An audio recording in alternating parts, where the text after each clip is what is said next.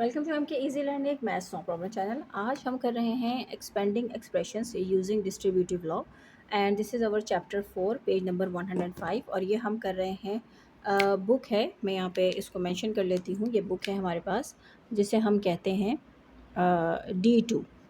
तो ये हम D2 जो है उसका पेज नंबर 105 रिवाइज्ड एडिशन है जो कि है 8th एडिशन। तो ये हम उसको सॉल्व कर रहे हैं। तो आज हम उसकी जो है डिस्ट्रीब्यूटिव लॉ को सॉल्व करने लगे हैं। तो डिस्ट्रीब्यूटिव लॉ क्या है इसको देख लेते हैं। डिस्ट्रीब्यूटिव लॉ का मतलब है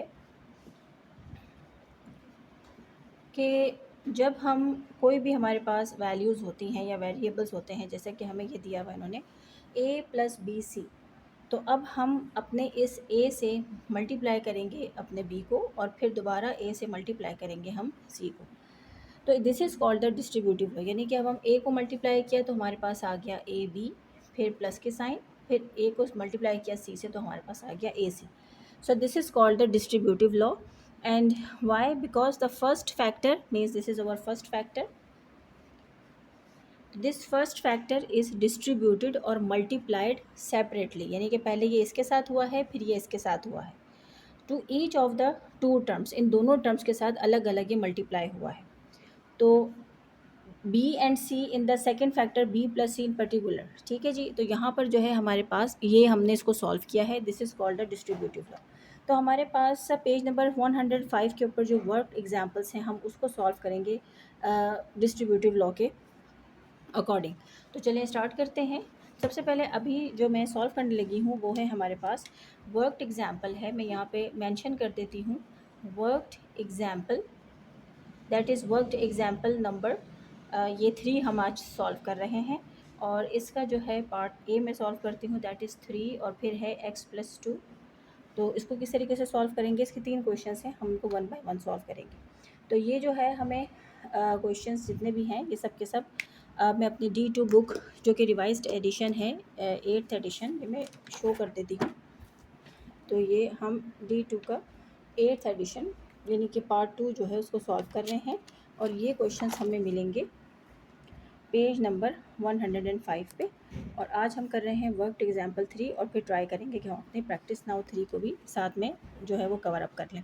तो चलिए स्टार्ट करते हैं। अकॉर्डिंग टू डिस्ट्रीब्यूटिव लॉ हम अपना जो हमारा फैक्टर 3 है हम उसको इंडिविजुअली मल्टीप्लाई करेंगे अपने इन दोनों जो है वो टर्म्स के साथ, यानी कि 3 को हम x के साथ भी करेंगे और फिर 3 को हम 2 के साथ भी करेंगे। तो जब हमने 3 को x के साथ किया तो ये बना 3x, यहाँ पे प्लस की साइन है तो प्लस प्लस प्लस हो गया, 3 × 2 = 6।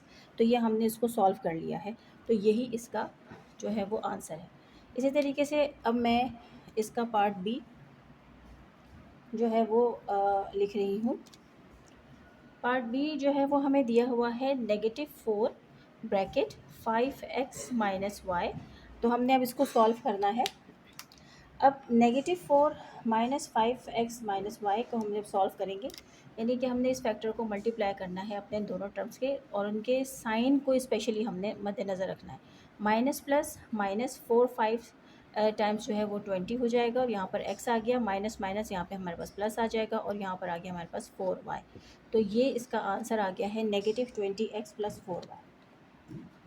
आगे चलते हैं। इसका जो हमारे पास सी पार्ट उन्होंने हमें दिखाया हुआ है उसको हम सॉल्व करते हैं। तो सी पार्ट हमारे पास आ जाता है, ये है 8 - a और फिर है -3b + 2c। तो ये हमारे पास आ गया है। अब इसको हम सॉल्व करते हैं। इसको जब हम सॉल्व करेंगे तो यहाँ पर देखिए हमारे पास जो नंबर है, यहाँ पर हमारे पास 2 फैक्टर्स हैं, लेकिन हम इसको नहीं करेंगे, पहले हम इसको सॉल्व करना है। हमने इसके साथ इन दोनों को मल्टीप्लाई करेंगे। तो ये हमारे पास 8 जो है वो एज इट इज़ आ गया है, माइनस माइनस प्लस आ गया है और 3ab और माइनस प्लस माइनस आ गया है और ये आ गया है 2ac। तो यहाँ पर ही हमारा जो है वो क्वेश्चन यहाँ पे कंप्लीट हो गया है और यही जो है वो इसका आंसर है।